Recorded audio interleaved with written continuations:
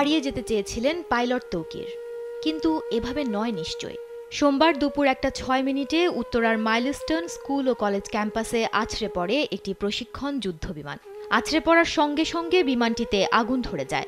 তখন বিমানটি চালাচ্ছিলেন ফ্লাইট লেফটেন্যান্ট মোহাম্মদ তৌকির ইসলাম। জানা গেছে, আজই ছিল তৌকিরের একক উড্ডয়ন ফ্লাইট। এর আগে প্রশিক্ষণ নেয়ার পর আজই একাকী আকাশে ওড়েন তিনি। এই মর্মান্তিক দুর্ঘটনার সবচেয়ে হৃদয় বিদারক বিষয় হল, যখন তৌকিরের মা বাবা রাজশাহী থেকে বিশেষ ফ্লাইটে ঢাকার উদ্দেশ্যে রওনা হন, তখনও তারা সন্তান হারানোর খবর জানতেন না।